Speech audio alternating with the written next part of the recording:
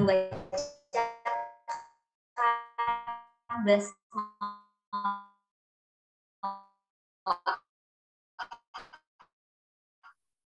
Bismillah. Kita mulai kegiatan kita dengan tes semangat sebangatnya. Namun sebelum itu, silakan kalian semua mengisi daftar hadir dengan mengisi sesuai dengan link presensi yang akan dikirimkan oleh panitia, baik itu melalui WA Group atau melalui kolom chat.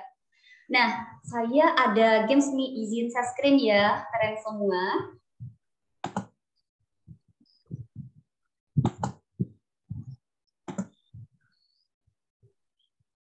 Keluar layar share screen saya.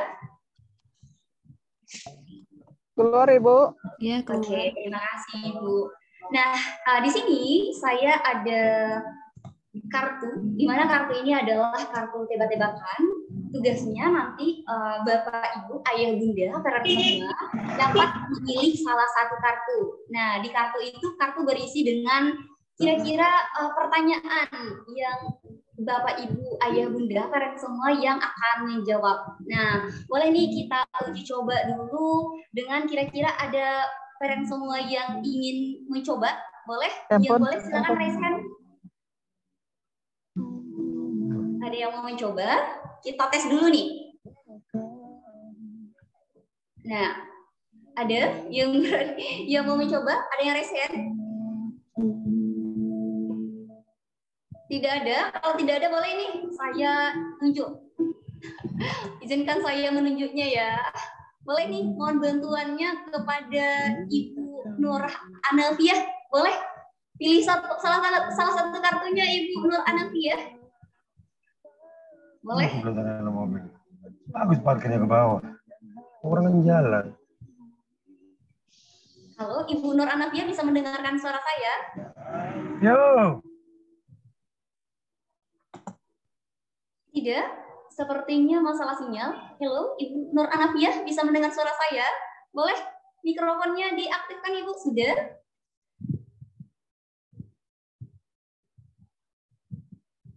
Oke, kalau tidak kita coba nih ke bunda-bunda yang lain. Mohon bantuannya nih, Ibu Rokoyah mungkin? Ibu Rokoyah ada? Oke, Ibu Rokoyah menjawab? Dah, oke nih, ada yang raise hand, boleh nih bantuannya kepada Ibu Maul. Nah, boleh nih Ibu Maul. Boleh, Ibu Maul, silakan pilih salah satu kartunya Ibu Maul. Oke, Kak, terima kasih. Aku pilih angka 2, Kak. Oke, pilih angka 2. Wah. Oke, ya.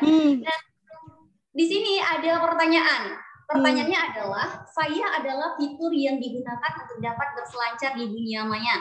Tanpa saya, rasa dunia hampa. Siapakah saya? Nah, tugas parent yang raise hand atau yang ditunjuk untuk menjawab kira-kira jawabannya apa. Nah, boleh nih dijawab. Jaringan bukan? Jaringan? Boleh nih bunda-bunda yang lain bantu jawab di kolom chat, silakan. Wah. Kira-kira apa jawabannya nih? Ada? Apa ya? Jaringan?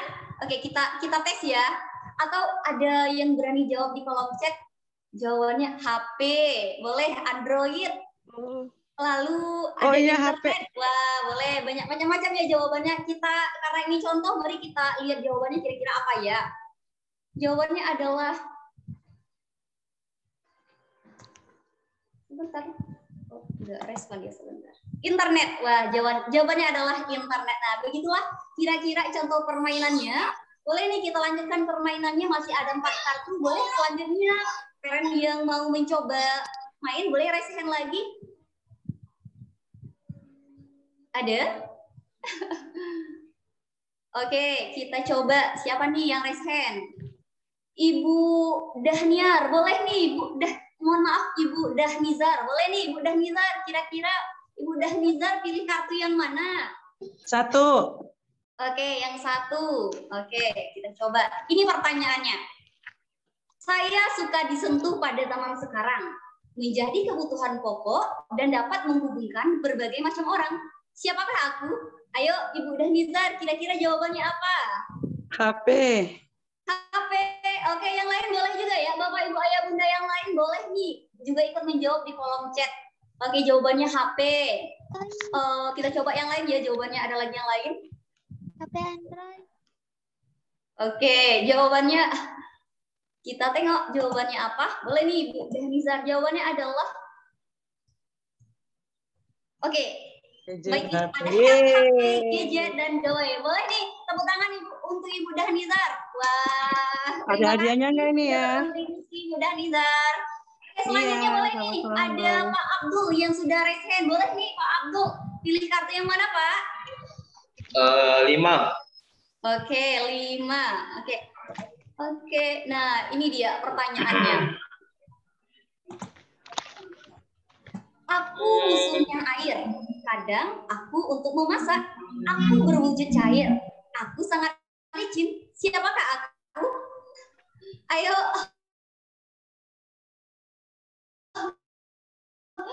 Kira-kira siapa jawabannya Pak Adul?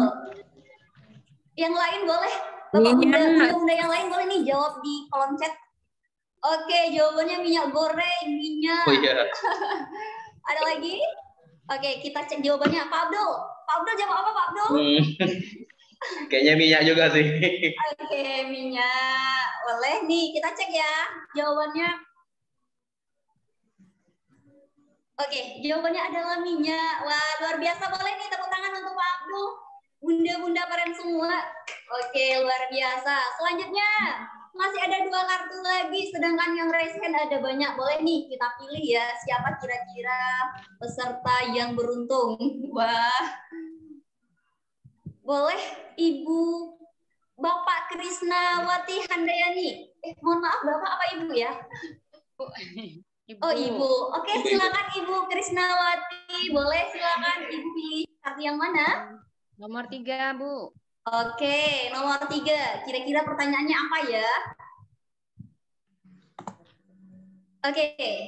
Jika dibutuhkan waktu 10 menit untuk merebus 1 butir telur, berapa waktu yang diperlukan untuk merebus 5 butir telur? Ayo, jawabannya kira-kira apa, Bu? Boleh ya, Bapak, Ayah, Bunda yang lain boleh jawab di kolom chat juga. 10 menit aja juga bisa. Oke, jawabannya 10 Merebusnya menit sekalian. ya. Kenapa kira-kira? Boleh nih, Bu. Kenapa kira-kira 10 menit aja? Ngerebusnya sekalian, 5 butir itu direbus sekalian gitu. Jadi sama dengan 10. Wah, ngerebusnya sekalian. Wah, luar biasa ya. Oke, banyak yang jawab 10 menit juga. Oke, mari kita tengok jawabannya. Wah, jawabannya 10 menit benar sekali ya, Ibu. Jadi kita bisa masak telurnya 5 butir sekaligus. Jadi nggak perlu nambah-nambah waktu lagi. Jadi 50 menit. Wah, luar biasa. Boleh ada 1 kartu lagi yang belum dipilih. Kita panggil kepada siapa ya? Ada lagi yang raise hand? Boleh? Oke, boleh. Mama Nara Aditya, boleh nih. Mama, boleh. Mama pilih kartu nomor berapa lagi, Mama? Nomor 4, Bu. Nomor 4. Oke, kita coba ya. Boleh, Mama. Ini jawabannya apa kira-kira, Mama? Aku merah, aku biru, aku hijau, dan aku sering dikunjungi. Siapakah aku? Boleh, yang lain boleh bantu jawab di kolom chat juga ya.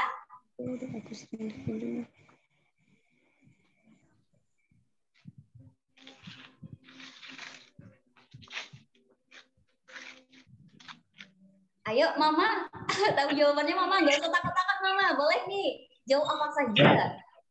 Kelas ini bebas berpendapat. Ada yang udah jawab? Traffic light. Wah, rumah. Pom bensin. Ada lagi? Boleh nih.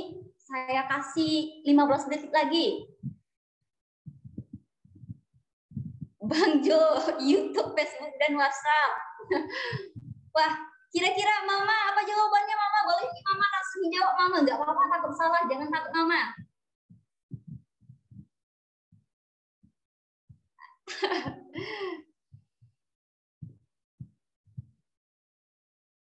Halo, Mama? Masih bisa mendengarkan suara Sarah ya, Mama? Nggak tahu, Miss. Oh, nggak tahu. Ya, nggak apa-apa. Kalau tidak tahu, mari kita lihat jawabannya. Nggak salah. Jawabannya adalah sebentar. Google. Wah, logo Google ya. Jawabannya logo Google. Dan baik demikian. Bentar, saya izin share screen. Nah, demikian sedikit permainan tebak-tebakan kita sebagai pemantik semangat kita di malam hari ini. Walaupun sudah malam, tapi sepertinya parent-parent semua masih semangat untuk belajar bersama, khususnya dalam rangka kelas literasi digital pada malam hari ini. Nah, perlu diinformasikan parent semua bahwasanya kegiatan ini merupakan kegiatan kolaborasi antara Internet Baik Sumatera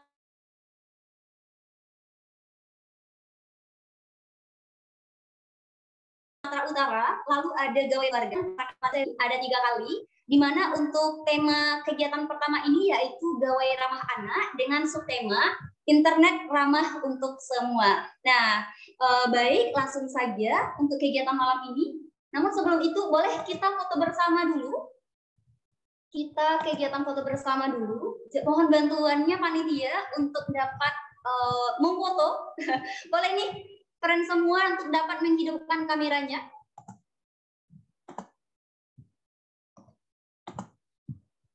Boleh? Yang memungkinkan untuk dapat menghidupkan kamera, boleh? Kameranya dihidupkan. Wah, sudah. Boleh dia. Karena slide kita ada 2. Yang pertama, slide pertama dulu. Nah, boleh salam literasi semua?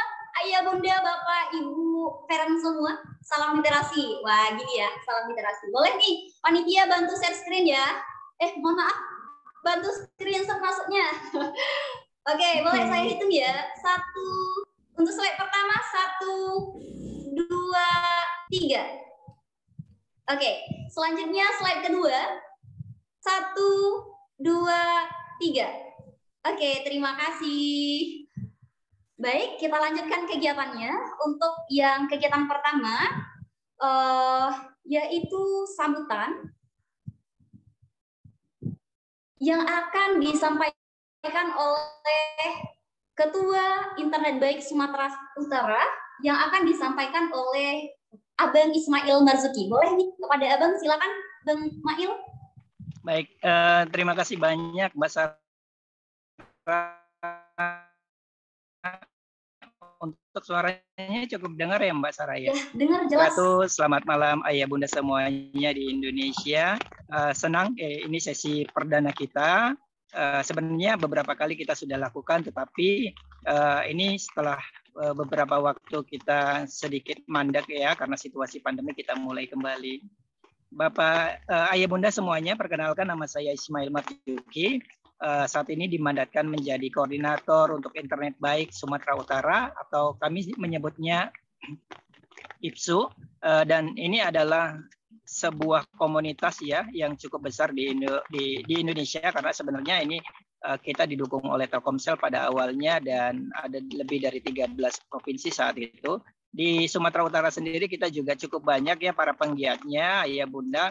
Jadi dari berbagai kalangan profesi dan latar belakang pendidikan, juga latar belakang usia yang berbeda, kita itu lebih dari 30 orang yang menjadi duta Internet Baik, dan kita mencoba untuk secara relawan ya, secara swadaya kita coba untuk berbagi pengetahuan terhadap baik ayah bunda maupun kelompok anak maupun kelompok remaja, bagaimana sebenarnya kita di masa dengan teknologi yang super canggih ini bisa tetap tumbuh kembang anak, dan pola pengasuhan yang dilakukan oleh para ayah bunda juga mendukung tumbuh kembangnya yang tentunya juga harmoni, artinya bukan melarang anak-anak menggunakan internet, tapi bagaimana kita juga sebagai orang tua bisa bijak dan memberikan pengertian, kemudian memberikan pengetahuan, sehingga anak-anak kita yang saat ini cukup kita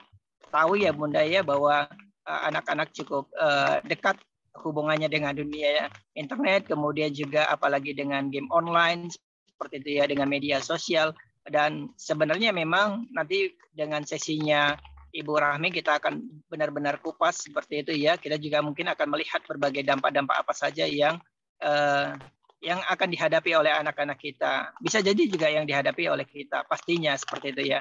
Kecenderungan anak-anak yang dekat dengan internet juga menjadikan hubungan antara anak dengan para ayah bunda juga biasanya juga akan lebih renggang seperti itu. Sehingga kita juga harus bertanggung jawab bahwa apa yang kita berikan, misalnya ketika kita memfasilitasi anak-anak kita dengan digitalisasi ya, seperti Android, internet aksesnya, kita juga harus bertanggung jawab bagaimana sebenarnya kita harus mengedukasi, mengawasinya, memberikan pengetahuan seperti itu. Kita tidak berharap bahwa kita telah memberikan sesuatu yang kita cukup tidak pahami, justru memberikan dampak negatif pada anak-anak. Anak-anak terjerumus terhadap kecanduan game online, anak-anak misalnya terjerumus dalam dunia trafficking di dunia di dunia maya, anak-anak mendapatkan bully, anak-anak kemudian juga mendapatkan pelecehan secara seksual di dunia online seperti itu. Kami memang benar-benar berharap bahwa proses ikan memberikan kontribusi kepada ayah bunda, dan tentunya memang ini bukan sepenuhnya dari kami karena ini adalah bagian dari proses saling belajar. Bisa jadi pengalaman ayah bunda yang selama ini terapkan kepada anak-anak juga bisa dibagikan kepada kami dan dibagikan kepada para peserta lain. Harapannya sesi kedua dan sesi ketiga nantinya mendatang bisa ikutan. Kita tetap akan berikan yang terbaik kepada ayah bunda dan kita bisa terus saling berkontak dan saling support dan tentunya berbagi pengalaman. Di akhir kata tentunya saya ucapkan terima kasih kepada Ibu Fadila Rahmi Nasution ya, teman kami Duta Internet Baik. Beliau juga founder ya, jadi mengawali dari Duta Internet Baik, kemudian beliau juga mendirikan sebuah gerakan Gawai Ramah Keluarga, semoga tidak salah ya, GRK. Kemudian juga terima kasih Mbak Sarah atas kolaborasinya malam ini dari Rupat Belajar ya Mbak ya. Jadi kita ada kolaborasi 3 pihak, Internet Baik Sumatera Utara, kemudian Gawai Ramah Keluarga dan Rupat Belajar. Saya berharap ayah bunda jangan sungkan-sungkan, nanti silakan bertanya. Kemudian kalau seandainya punya pengalaman-pengalaman baik silakan mohon dibagikan, karena ini adalah menjadi bagian dari pembelajaran kita bareng-bareng. Hal-hal baik yang kita peroleh tentunya akan juga menjadi amalan baik bagi kita barengan. Semoga kita juga bisa menjaga anak-anak kita terlindungi dari hal-hal negatif di dunia internet. Begitu saja semuanya, ayah bunda terima kasih banyak, selamat berproses. Saya juga akan ikut selama proses ini. Semoga apa yang kita lakukan menjadi berkah dan bermanfaat untuk kita dan keluarga. Terima kasih. Assalamualaikum Waalaikumsalam warahmatullahi wabarakatuh. Makasih Kak Mail. Terima kasih Bu. Baik, terima kasih banyak kita ucapkan kepada Bang Ismail Marzuki sebagai koordinator Internet Baik Sumatera Utara. Baik, selanjutnya kita masuk ke sesi berikutnya. Sesi pemaparan materi oleh narasumber kita pada malam hari ini. Namun sebelum itu, izinkan saya untuk terlebih dahulu memperkenalkan lebih jauh terkait siapa sih narasumber kita malam hari ini. Baik, narasumber kita pada malam hari ini, beliau bernama Ibu Fadila Rahmi Nasution. Lalu beliau merupakan lulusan dari Sosiologi FISIP Universitas Sumatera Utara. Kemudian sekarang beliau juga sedang menempuh pendidikan di Magister Sosiologi FISIP Universitas Sumatera Utara. Selanjutnya untuk aktivitas, beliau cukup sibuk, antara lain sebagai guru di SMA 1 Galang Dewi Sardang, lalu founder Gawai Rumah Keluarga, kemudian juga sebagai Duta Internet Baik, penulis dan editor bersertifikat BNSP, pandu digital merah Kemeninfocom, dan juga pengajar praktik pendidikan guru penggerak Kemendikbud Republik Indonesia. Wah, luar biasa ya, ternyata tidak main-main nih profil dari Ibu Fadilah. Baik, selanjutnya beliau juga tercatat aktif di berbagai organisasi, antara lain sebagai pengurus Ikatan Pendidik Penulis Sumatera Utara, lalu Dewan Kehormatan Ikatan Guru Indonesia Kabupaten Deli Serdang, lalu tercatat dalam organisasi kelompok guru belajar Nusantara Kota Medan, lalu guru mendunia, dan juga pengurus wilayah Cendikia Indonesia Sumatera Utara. Selanjutnya, untuk pengalaman kerja, beliau ternyata sudah melanglang buana di berbagai organisasi atau tempat kerja, seperti di Kemeninfocom, lalu Dinas PPA Provinsi Sumatera Utara. Kerja, tapi pengalaman kolaborasi kita. Oke, mohon maaf, kami perbaiki beberapa pengalaman organisasi Kolaborasi, yang maaf telah deh, dilalui oleh Ibu Fadila. kolaborasi kegiatan. Oke, pengalaman kolaborasi yang sudah dilakukan oleh Ibu Fadila, antara lain Dinas Perpustakaan dan Arsip Provinsi Sumatera Utara, kemudian Dinas Perpustakaan dan Arsip Kota Medan, Telkomsel, Dinas Pendidikan Kota Langsa, Jaringan Sekolah Islam Terpadu Sumatera Utara, dan juga pernah berkolaborasi dengan RRI dan TVRI.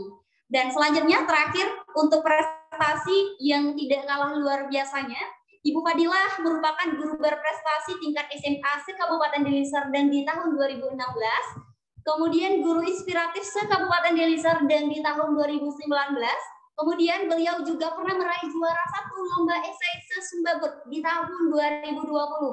Wah, kemudian beliau juga guru inspiratif Wardah Inspiring Teacher di tahun 2020, Duta Internet Baik Telkomsel, dan juga tercatat pernah menjadi tim penulis Sang Jenderal Ayah untuk negeri. Wah, luar biasa. Semakin jauh saya membacakan biografi dari profil dari Ibu Fadilah, semakin luar biasa ternyata Ibu Fadilah. Oh, boleh nih, tepuk tangan dulu mengawali kegiatan kita bersama Ibu Fadilah. Luar biasa ya Ibu Fadilah. Baik, sebelum silahkan Fadilah, boleh nih nanti Bapak Ibu Ayah Bunda kalian semua, boleh selama sesi narasumber, sesi materi boleh bertanya melalui home chat. Nanti ketika sesi tanya jawab boleh langsung kita pilih pertanyaan yang akan disampaikan kepada Ibu Fadilah. Namun sebelum itu boleh nih kita panggil Ibu Fadilah dengan cara seperti yang saya contohkan. Kalau saya sampaikan Ibu Fadilah, di atas ada apa? Jawabannya adalah lampu, tangannya seperti ini, lalu kamera, rolling, action. Boleh kita coba ya Ayah Bunda Bapak Ibu parent semua. Boleh, Ibu Fadilah, di atas ada apa? Lampu, kamera, action. Wah, terima kasih. Boleh Ibu Fadilah waktu dan tempat dipersilahkan. Ya, terima kasih Sarah. Izin saya panggil nama saja ya, Kak Sarah ya. Oke, silakan Ibu. Terima kasih luar biasa moderator. Terima kasih para ayah bunda hebat peserta webinar malam hari ini. Assalamualaikum warahmatullahi wabarakatuh. Salam sejahtera buat kita semua. Mudah-mudahan di malam yang sejuk ini, di sini sejuk ya, di Medan lagi sejuk nih, baru hujan, memberikan kenyamanan buat kita semua, mengisi waktu-waktu istirahat kita dengan hal-hal yang bermanfaat untuk mempersiapkan anak-anak kita, generasi emas kita menjadi lebih baik. Baik, saya di sini akan membawakan materi yang sebenarnya sudah sering kalau saya suka bilang dikunyah-kunyah oleh kita para guru, orang tua. Hanya saja sering sekali, semakin sering kita mempelajari, mengunyah-ngunyah materi-materi terkait dengan digital parenting ini, semakin banyak pula kasus-kasus yang bertebaran yang menuntut kita ekstra serius untuk lebih memeluk erat anak-anak kita. Seperti itu. Dan tentunya untuk bisa memeluk erat anak-anak kita di era digital ini, kita harus sama-sama belajar. Insya Allah hari ini saya coba akan berbagi apa yang menjadi pengetahuan kami, menjadi pengalaman kami selama ini ya. Jadi sejak 2017 ya, 17 itulah awalnya itu internet baik digulirkan menjadi sebuah program, dan kemudian kita melakukan edukasi ke seluruh negeri di Indonesia, dan setelah program saya 2011, saya dan beberapa teman-teman menggagas Gawe Ramah Keluarga, karena memang kita sudah terlepas dari program perusahaan telekomunikasi itu. Kemudian kita berharap ini gerakan atau ini cita-cita besar ini nggak boleh hilang, nggak boleh padam, walaupun kita tidak lagi berada dalam naungan perusahaan telekomunikasi itu. Tapi kita buat sendiri gerakannya dengan niat yang sama, intinya melanjutkan perjuangan yang sudah pernah dirintis. Dan alhamdulillah semakin kemari, semakin perangkat digital ini atau digitalisasi ini semakin marak, justru masalah itu justru bukannya semakin sedikit ya, tapi justru semakin melebar. Apalagi pasca pembelajaran daring, wow, itu betul-betul membuat orang tua, guru gitu itu betul-betul harus serius bagaimana mendampingi anak di era digital. Baik, ayah bunda sekalian, izin saya melakukan share screen. Sudah kelihatan, Sarah?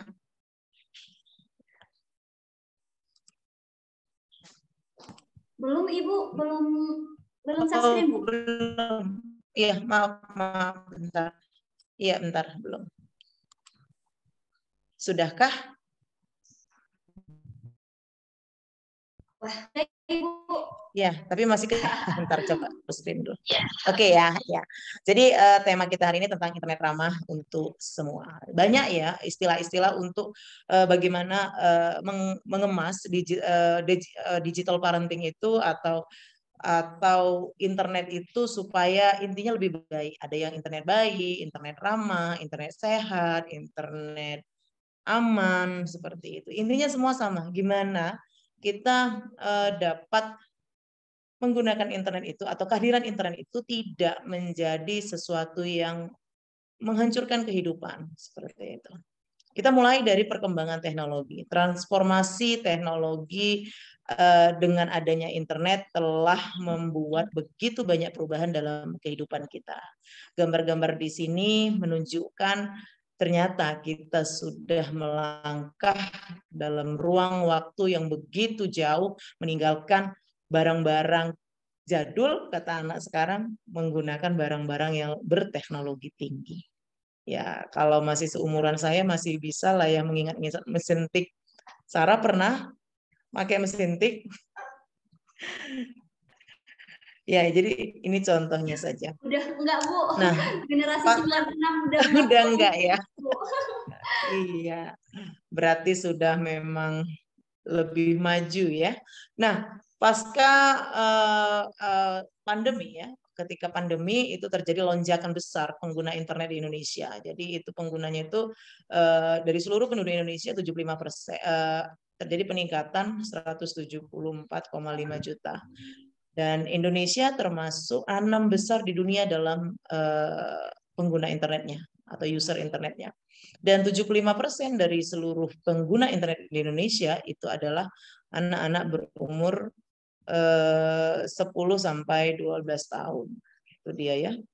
Nah, kemudian kita berada di era digital. Dan era digital ini alat komunikasi yang mengkaitkan, yang menghubungkan kita itu adalah media sosial salah satunya. Inilah yang paling banyak diakses oleh orang-orang Indonesia. Ya, paling banyak diakses oleh orang-orang Indonesia. Semua mengubah. Kehadiran media sosial, internet, digitalisasi itu mengubah kehidupan kita. Ritual-ritual baru hadir dalam kehidupan kita. Tak lagi perbincangan hangat mengisi waktu-waktu menunggu. Tak lagi makan bersama menjadi sesuatu yang mengeratkan, tapi lebih pada mengabadikan. Tak lagi anak-anak berlari untuk berkejaran satu dengan yang lain, tetapi mereka sibuk mengejar poin-poin dan mengejar apa tuh namanya kalau di game itu ada kelas-kelas ya seperti itu di dalam game untuk sampai kepada pemenang seperti itu. Wow, ini di tahun 96 nih. Kalau Bang Mail dulu main bola, keluar tuh mamanya dateng gitu, suruh pulang. Tapi sekarang anak-anak itu ya justru sulit sekali disuruh bermain keluar. Mereka lebih nyaman di rumah. Kalau dulu ketika di sekolah gitu mungkin zaman-zaman kita itu ketika ada buku perpustakaan, mobil buku perpustakaan itu hadir, semua sibuk, apalagi buku gratis sibuk kita mengerubunginya. Wow, sekarang yang dikerubungi itu dicari di mana? WiFi gratis seperti itu. Nah, ini sekedar sekedar mengetahui saja. Jadi pengguna gawai itu saat ini itu tahun 2021 terakhir hasil riset dari Kompas itu sebesar 98,3. Sementara orang menghabiskan waktu setiap hari rata-rata 8 jam untuk lekat atau berinteraksi dengan gadget. Jadi ada 170 pengguna media sosial aktif dan sebagian besar penggunanya itu adalah menggunakan untuk terkoneksi dengan orang lain melalui media sosial. Ini adalah beberapa media sosial yang aktif digunakan atau yang paling banyak digunakan. Kalau Sarah pakai yang mana, Sarah? Instagram ada Ibu, WhatsApp ada, Facebook ada, semuanya ada Ibu. Tapi semuanya ada, iya. Rata-rata anak-anak kita ya remaja itu menggunakan. Tapi remaja udah jarang ya ke Facebook. Oh, sekarang ini satu lagi ya TikTok ya, TikTok. Nah, TikTok kan ya. Nah, ini dia. Ini udah ada nih TikTok di sini. Twitter. Jadi lebih banyak orang buka aja Twitter tuh biasanya untuk para orang-orang politikus seperti itu ya. Ya, oke, ini highlight saja. Nah, inilah dia fenomena kita hari ini. Wow, dikerubungin tuh di mana ada wifi gratis, sinyal gratis. Jadi jangan hati-hati juga dengan fenomena ini. Justru kedekatan kita dengan orang-orang di sekeliling kita justru tidak membuat kita terkoneksi secara langsung. Nah, apa dampak penggunaan internet khususnya bagi anak gitu?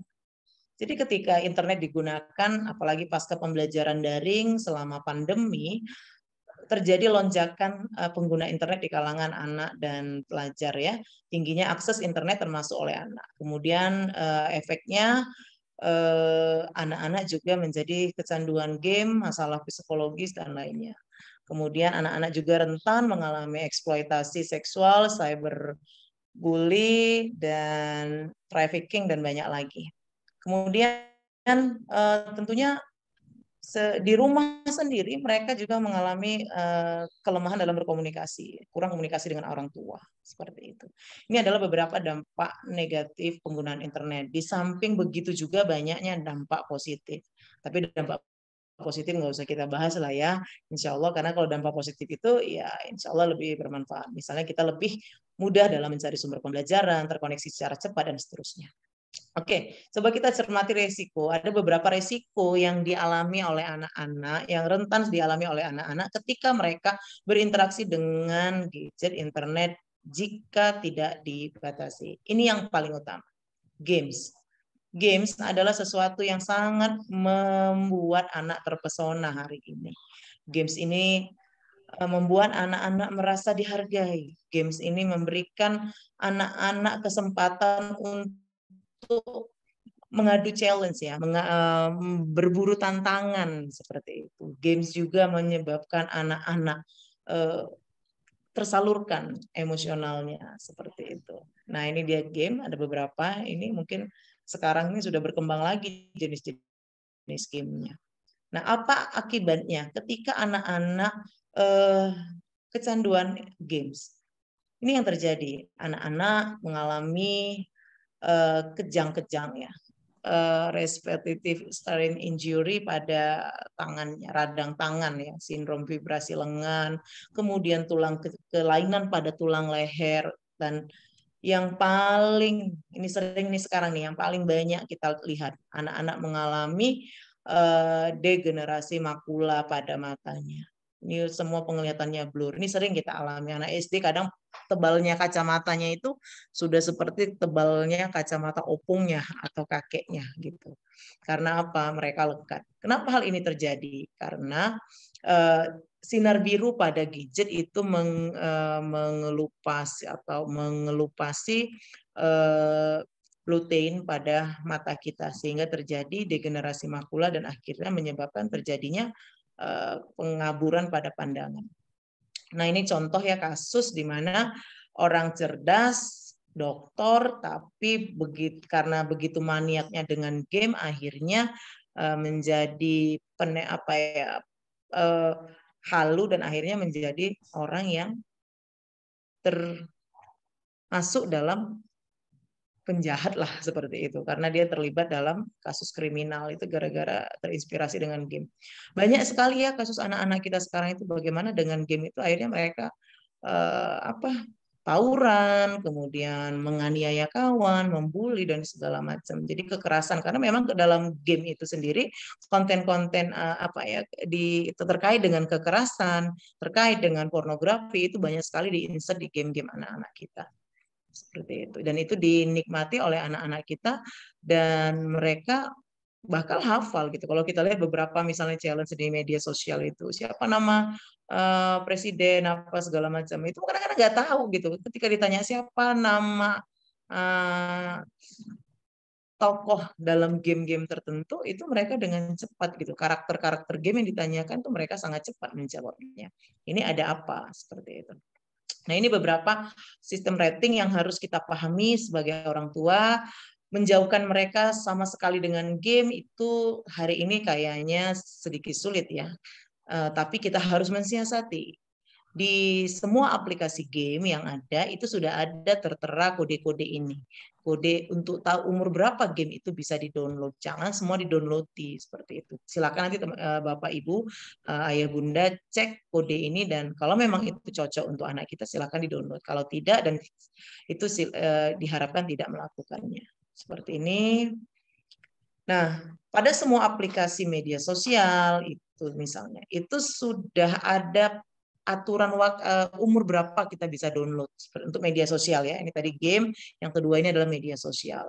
Nah, itu sudah ada aturan umur berapa kita, tapi kadang-kadang ini semua bisa dimanipulasi ya kan. Anak SD aja yang masih kelas 3 udah bisa punya akun YouTube, udah bisa punya Instagram dan segala macam.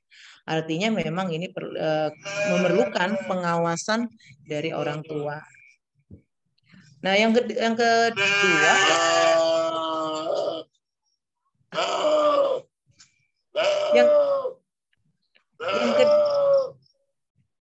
yang kedua adalah ancaman yang kedua yang menghantui anak-anak kita ketika mereka terlalu lekat dengan gadget atau gawai adalah pornografi. Jadi pornografi ini sesuatu yang kapan saja bisa muncul di layar gadget anak kita tanpa diminta dalam berbagai bentuk, stiker, film, iklan atau apa saja gitu. Ini bisa muncul kapan saja. Dan ini jika terus, ini dia contohnya bahkan di beberapa iklan-iklan produk itu juga terlihat. Bahkan tidak hanya dalam bentuk gambar, bisa dalam bentuk novel. Ini saya sering melihat misalnya beberapa novel yang dipromokan di media sosial itu berbau pornografi seperti itu. Nah, ini dia apa yang terjadi dengan anak ketika mereka kecanduan dengan pornografi di ranah daring. Jadi ketika anak pertama kali melihat konten pornografi, mungkin yang awalnya biasanya kebanyakan itu tidak sengaja. Hasil penelitian terakhir itu yang dilakukan itu adalah dari 10 orang anak, itu 9 sudah terpapar pornografi. Biasanya mereka itu awalnya tidak sengaja melihat. Kemudian dia merasakan sesuatu yang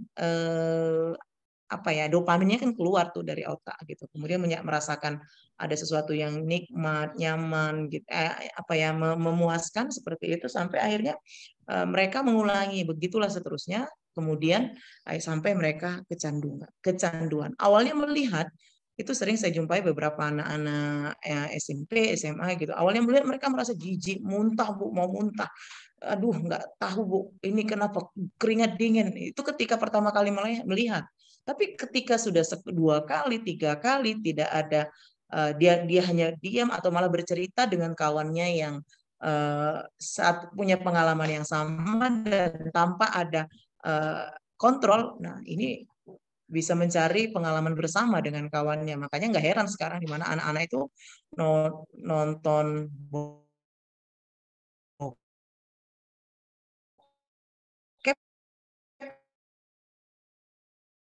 ya, game itu pun ditonton secara bersamaan dengan oleh anak-anak.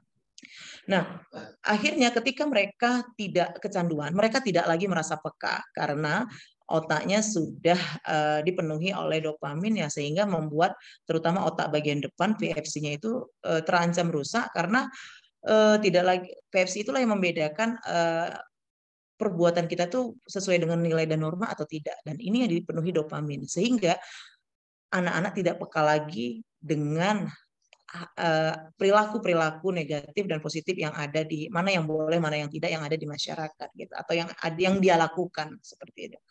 tingkat pornonya pun meningkat. Tidak hanya menjadi penonton pasif, tapi dia berusaha untuk melakukan, gitu. Dia tidak hanya menonton, tapi juga melakukan. Bahkan tidak hanya dengan dirinya. Bisa kalau anak laki-laki, maaf, itu melakukan istilah sekarang itu adalah coli ya, atau onani seperti itu. Nah, tapi mereka juga melakukan dengan temannya, bahkan dengan pacarnya gitu. Bahkan meningkat lagi mereka itu, saya pernah temukan kasus anak perempuan yang sudah kecanduan pornografi sejak SMP, dan akhirnya dia bilang aku udah sering melakukan hubungan seks dengan lawan jenis gitu sejak SMP. Dan ketika SMA dia ketemu sama saya, ketemu dia, dan kemudian dia bilang aku udah bosan Bu dengan laki-laki, aku pinginnya sama perempuan. Seperti itu. Akhirnya sampai seliar itulah keinginan-keinginannya yang dipicu dari awalnya itu dari kecanduan pornografi. Nah, anak-anak yang berpeluang terkena pornografi ini biasanya adalah anak-anak yang dalam kondisi blast, yang boring, bosen ya, pelajarannya banyak, PR-nya banyak, tuntutan orang tua banyak, itu dia bebannya banyak, itu dia. Jadi dia cenderung merasa bosan. Kemudian lonely, sendirian. Di rumah cuma ada pembantu, ayah ibu bekerja, seperti sementara bonding yang dibangun oleh orang tua itu sangat kurang, seperti itu. Teman-teman yang suka ngebully gitu. Kemudian dia marah dengan suasana diri dan lingkungannya, yang selalu sedih dan kelelahan. Nah, inilah anak-anak yang rentan terkena adiksi pornografi. Selanjutnya ini beberapa kasus ya, kita udah lihat beberapa kasus terakhir ini juga bagaimana orang-orang yang sangat dihormati, guru gitu, kemudian orang tua itu bisa menjadi pelaku tindak kekerasan seksual yang ketika kita urut ke belakang ternyata banyak yang juga dipengaruhi oleh pornografi. Nah, ini dia. Kemarin tuh ada yang nanya tuh. Jadi gimana cara pengaturan waktunya? Ini adalah pengaturan waktu bagaimana kita menghindari anak-anak kita dari pornografi, kecanduan game dan seterusnya tadi. Jadi ini adalah aturan waktu atau screen time yang dikeluarkan oleh Yayasan Kita dan Bu Hati dan American Academy of Pediatrics. Jadi kalau anak ibu bapak usia di bawah 2 tahun, please tolong jangan pernah kasih gadget, jangan pernah. Kenapa? Karena itu menghambat perkembangan fisik dan psikisnya. Nanti nyesel kita. Nggak perlu mereka gadget. Apalagi kalau saya sih bilang anak di bawah 5 tahun itu juga kalau bisa nggak usah gitu. Di sini masih dikasih toleransi 10 menit gitu. Jadi semakin tinggi umurnya, waktu untuk menggunakan gadgetnya semakin besar, semakin banyak seperti itu. Nah, kenapa untuk anak-anak balita ini sangat-sangat terlarang? Karena apa? Karena itu dia, anak balita kan lagi masa pertumbuhan, baik fisik, psikis, dan seterusnya. Jadi ketika ini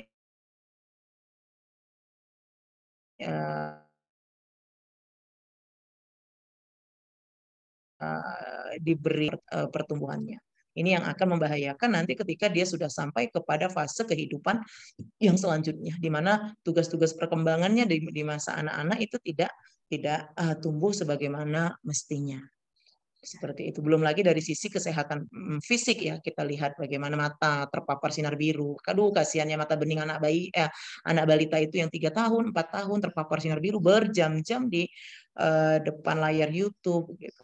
Wah, kata mamanya bilang, enggak kok, cuma didengari dilihatin Ipin Upin apa segala macam. Enggak kok, cuma ditengok-tengokin kartun segala macam. Saya bilang, kalau saya bilang sih lebih baik tidak usah gitu.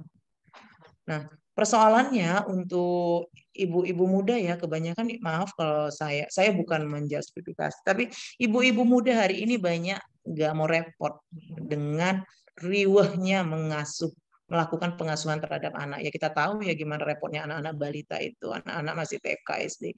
Dan mereka biasanya akan anteng dengan gadget. Nggak mau makan, dikasih gadget, kemudian selesai. Iya, makannya selesai, rengekannya diam.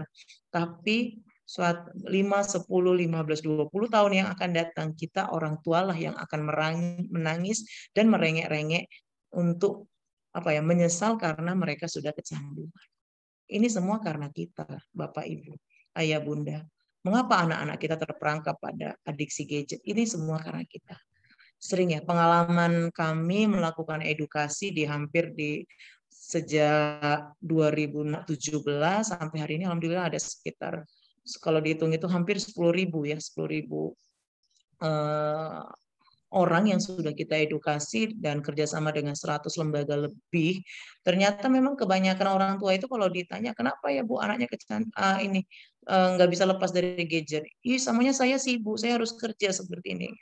Nah, begitu pembelajaran daring kemarin pandemi hadir, anak-anak kita belum kita siapkan untuk siap menggunakan gadget. Sementara screen time-nya bertambah, gitu. Malah kelabakan kita, sehingga banyaknya persoalan-persoalan pada saat pembelajaran daring. Seperti itu. Saya ingin mengutip sebuah kata-kata bijak dari Ali bin Abi Thalib. Didilah anakmu sesuai dengan zamannya, karena mereka hidup bukan di zamanmu. Bukan berarti begitu seramnya kita melihat dampak negatif dari gadget, lalu kita asingkan anak kita dari gadget. Ya tidak juga, gitu. Itu nggak mungkin saat ini, karena memang sekarang kalau anak-anak juga tidak diberikan kemampuan digital skill, itu juga akan membuat anak-anak kita tertinggal. Lalu apa yang harus kita lakukan? Yang pertama kita kenali dulu nih siapa mereka, anak-anak itu siapa. Wah, ternyata anak-anak kita hari ini itu adalah generasi Z dan generasi Alpha. Anak SMA itu generasi Z ya, SMP. Kalau yang masih kecil tuh anak TK itu generasi alfa. Nah, ini dia kondisi anak kita. Nah, kita harus pahami bagaimana generasi Z dan alfa ini adalah generasi yang cepat sekali dalam melakukan adaptasi terhadap apa yang dilihat, apa yang didengar. Itu cepat sekali. Mereka tidak puas dan kalau saya melihat ya, karena kebetulan saya ngajar di SMA, mereka tuh nanyanya tuh sampai kadang kita nggak sangka. Ini kenapa begini, Bu? Ini nggak bisa begini, Bu. Ini nggak. Kesannya mungkin kurang sopan buat kita yang X dan baby boomers, tapi itulah mereka gitu. Mereka punya kemampuan mereka berekspresi gitu, itu sangat sangat luar biasa, nggak ada malu-malunya, sehingga nggak jarang kita lihat anak-anak yang melakukan aktivitas seksual itu mereka unggah gitu, ciuman, pelukan dengan pacarnya, mereka unggah di media sosial dan bahkan mereka senang ketika mendapat follower banyak atau mendapat like yang banyak dari orang-orang. Mereka merasa diakui.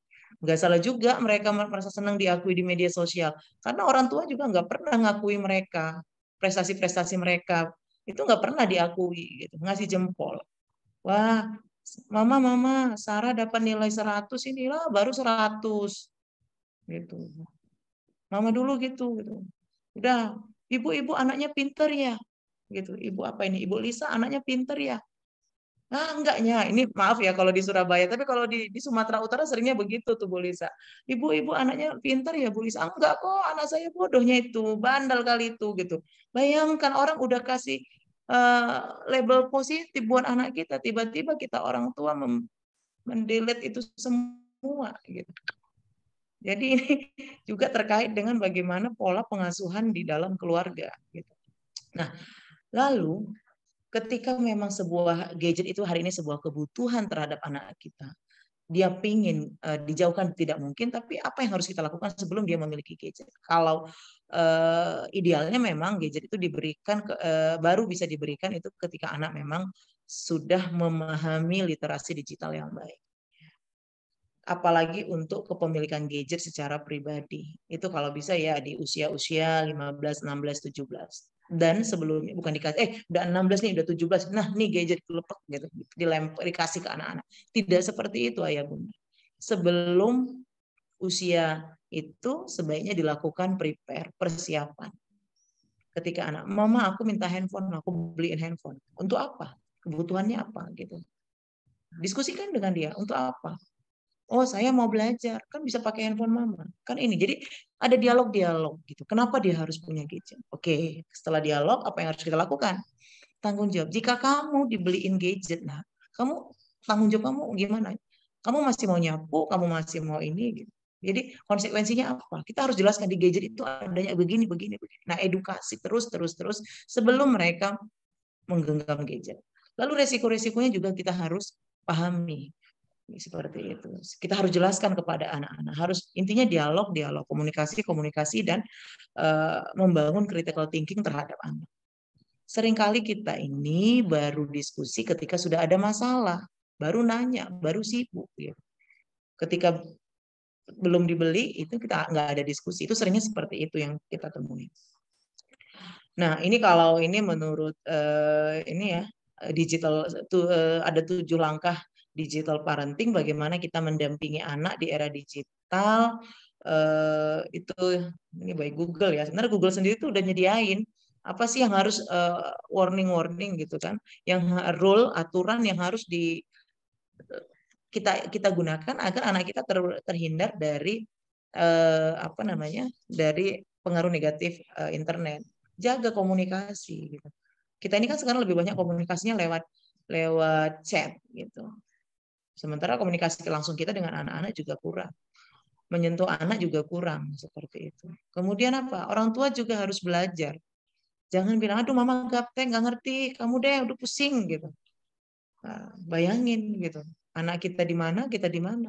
Emaknya main Facebook, anaknya main IG. Nggak ketemu, udah di dunia nyata kita nggak ketemu karena sibuk kerja orang tua, sementara anak sekolah, sementara di dunianya maya pun kita nggak ketemu, nggak bisa kita ikutin. Makanya idealnya kita ikuti akun-akun anak kita itu di dunia maya, tapi dengan tidak menggunakan identitas asli. Kalau saya menyarankan seperti itu. Dan tidak rewel, mak itu jangan rewel ngomen-ngomen status anak di media sosial. Anak tuh paling nggak suka gitu. Cukup kita tahu. Dan nanti warningnya itu di meja makan. Kemudian gunakan aplikasi parental control. Banyak sih aplikasi, ayah bunda tinggal lihat aja di Google, di Play Store. Tapi kalau saya boleh berpendapat, sehebat apapun, ini sering sekali ya ketika kita ketemu gitu dengan ibu-ibu, bapak-bapak gitu di digital parenting, di kelas-kelas digital parenting, Bu, aplikasi apa, gimana caranya cari tahu isi WA anak segala macam. Lalu udah tahu untuk apa? Gitu. Seringnya gitu kan. Lalu kalau ibu udah tahu untuk apa? Marah-marah gitu. Nyita handphone begitu. Sebenarnya yang harus dihadirkan adalah rasa tanggung jawab anak terhadap apa yang dia lihat, apa yang dia tonton, apa yang dia buka di media sosial atau di gadgetnya, seperti itu. Jadi sebaik-baik aplikasi kontrol itu adalah hati dan diri anak itu sendiri. Nah, bagaimana kita membangun itu? Nah, ini lagi terkait dengan bagaimana keluarga membentuk karakter anak terkait. Kalau saya sih bilang gini ya, hadirkan aja sih Tuhan dalam diri si anak. Insya Allah itu akan menjadi aplikasi kontrol yang paling baik buat anak. Artinya dimanapun dia, di dunia maya pun Tuhan itu ada, gitu. Allah itu ada, mengetahui loh apa yang kamu buat. Walaupun ayah bunda nggak tahu, tapi Allah tahu. Nah, seperti itu. Jadi ketika itu sudah kuat, insya Allah anak-anak kita lebih terlatih untuk bertanggung jawab. Buat aturan main bersama. Jadi sebelum dibeliin gadgetnya, buat dulu aturannya. Poin 1, 2, 3, 4. Aturan kita itu buatnya seperti saya dan suami itu buatnya seperti itu. Jadi ada aturan, ditandatanganin, dilengketin. Jadi dibalik ke sana. Jadi ada semacam komitmen bersama si anak bagaimana agar dia bertanggung jawab terhadap aturannya. Boleh dilengkapi konsekuensi. Dan itu disepakati. Nah, ini tadi ikuti anak di media sosial dan gunakan internet bersama dengan anak. Nah, ini terutama buat anak-anak yang masih di bawah umur ya. Mau cari tugas sekolah, dampingi ibu bapak. Jadi laptop, gadget itu sebaiknya, atau PC itu sebaiknya diletakkan di ruang keluarga, bukan di dalam kamar anak. Nanti anak kita nggak kemana-mana, anak saya nggak kemana-mana kok, di rumah aja. Iya, tapi anak ibu sudah melalang, anak ayah, anak bunda sudah melalang buana ke seluruh dunia hanya dalam sentuhan satu jari di gadgetnya. Seringkali gitu, wah kemana-mana anak saya, nggak kemana, tapi anaknya udah kemana-mana. Oke, jadi internet ramah itu adalah internet yang benar. Benar apa? Benar secara si pengguna harus taat norma, aturan, baik norma sosial, norma agama, ataupun norma hukum. Secara agama misalnya, maaf kebetulan saya beragama Islam, secara agama Islam misalnya apa yang boleh dan tidak. Aturan MUI udah ada loh tentang bagaimana berinternet yang benar seperti itu. Aturan dari Persatuan Gereja Indonesia juga sudah memuat bagaimana PGI juga memuat aturan tentang internet yang bagaimana bersosial media untuk umat Kristiani seperti itu. Lalu aturan hukum ada undang-undang ITE dan seterusnya sampai dengan net secara sosial, agama dan hukum. Nah kemudian aman di sini adalah kita data pribadi dan seterusnya itu di internet. Bagaimana melakukan privasi akun, membuat mode terbatas pada YouTube, menggunakan misalnya Google Kids untuk sebagai mesin pencari untuk anak-anak dan seterusnya. Kemudian bagaimana kita menghadirkan M-nya itu konten-konten yang menginspirasi. Jangan kalau kata anak sekarang bilang konten-konten bucin. Paham ya? Itu bahasa anak sekarang itu. Konten bucin itu menghiasi gitu. Beranda apa kita, akun media sosial kita. Nanti nih ada kaitannya nih nanti. Kemudian aktif, artinya apa? Kita memang harus hari ini memang harus aktif di media sosial. Bukan karena jualan online kita aktif, tapi dalam penyebaran kebaikan, kebenaran, kita juga harus aktif dengan tetap berpegangan pada norma-norma agama, hukum dan sosial. Kemudian humanis. Hadirkan sikap humanis dalam kehidupan dunia maya kita. Kenapa? Karena pada dasarnya kita berhubungan dengan manusia juga. Sama ketika kita tidak boleh membuang sampah di halaman tetangga. Begitu juga jangan dong kotori beranda atau postingan teman kita dengan iklan jualan kita sebelum izin seperti itu. Itu saya sering pernah akun saya tuh ketika saya posting sesuatu langsung dia komen tapi komennya iklan jualan. Duh nggak etis banget sih gitu, nggak gimana sih rasanya gitu. Akhirnya kita bukan nggak sepakat dia iklan atau campaign produk dia, silakan aja tapi jangan menu-menuhi ini orang dong gitu, postingan orang dong atau akun apa namanya halaman beranda orang dong jadi spam gitu. Seperti itu. Ini juga harus diperhatikan. Nah, aktivitas digital itu harus ramah. Yang pertama dalam pengaturan keamanan digital.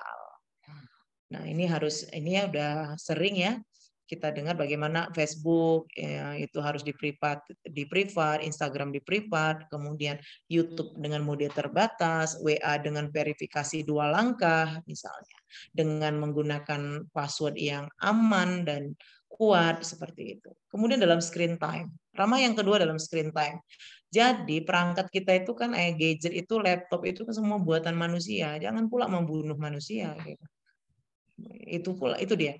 Jadi screen time atau waktu untuk berinteraksi dengan gadget itu, dengan layar handphone, layar laptop itu hendaknya diperhatikan. Tadi yang saya sampaikan di awal itu tentang screen time-nya. Kemudian terkait dengan cybercrime, kita harus paham hari ini yang namanya orang tipu-tipu, ya berita-berita bohong itu banyak sekali bersebaran. Jadi kita harus paham bagaimana ciri-ciri. Share link, klik link berikut, Anda akan mendapat pulsa sekian. Waduh, jelas-jelas itu adalah apa itu penipuan spam. Nggak usah lagi dibagi-bagikan gitu.